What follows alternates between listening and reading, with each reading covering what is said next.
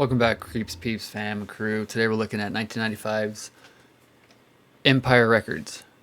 PG-13, 1 hour and 30 minutes. Directed by Alan Moyle, written by Carol Heikkinen. Stars Anthony LaPaglia, Debbie Mazar, the almighty Maxwell Caulfield, Rory Cochrane, Robin Tunney, Ethan Embry, Renee Zellweger, Liv Tyler. There's just a ton of people in here. Brendan Sexton III, who I enjoy. Now, this movie, I've seen it maybe once. I recall not really enjoying it. I don't know what it was about it. Maybe I just didn't connect with the characters. I didn't like any of the actors at the time. I think my first thoughts were it felt like it was more of a mainstream, watered down Clerk / Mallrats. This may have even came out before Mallrats. I don't know, but I just remember watching it after having seen Mallrats, after having seen Clerks, and just feeling like it was kind of a play off of that, like a 24-hour, a story that's told within 24 hours in one location with a bunch of different characters. Again, like I said, it feels like Clerks and Mallrats, just a less crude version.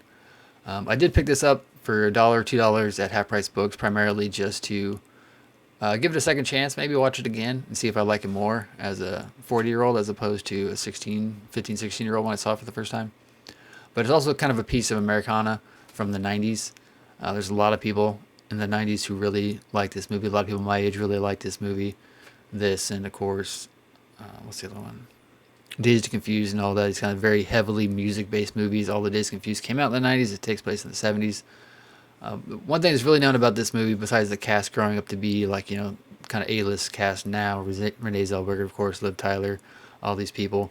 The soundtrack, of course, was fabulous for the time.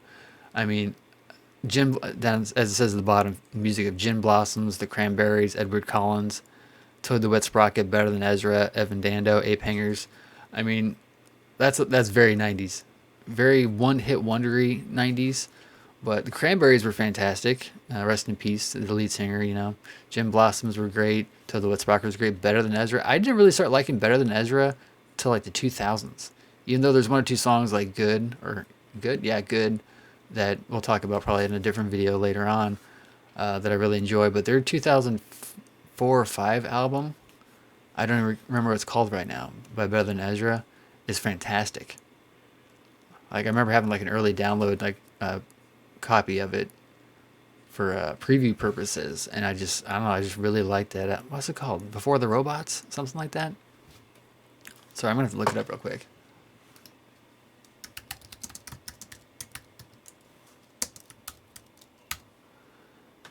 If there's as much as I like it, that I would remember it.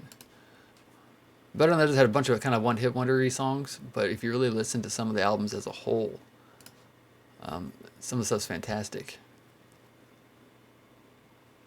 2008, looking for it, hold on. Okay, yeah, that's right, 2005, Before the Robots. If you haven't listened to Before the Robots by Better Than Ezra, there's some really great songs on there. A Lifetime's Only Natural, Overcome, Our Last Night. I really, really dig that album. So that's, one good memory that sort of comes from Empire Records, but not really. So maybe I'm wrong on this movie. I just remember not connecting with it. Maybe it's just my age at the time, or it's the fact that I was more into the vulgarity of, Clerks and all that. But convinced me to watch it again. Let me know you guys' thoughts below. Like, comment, share, subscribe, and I'll see you next time. Peace.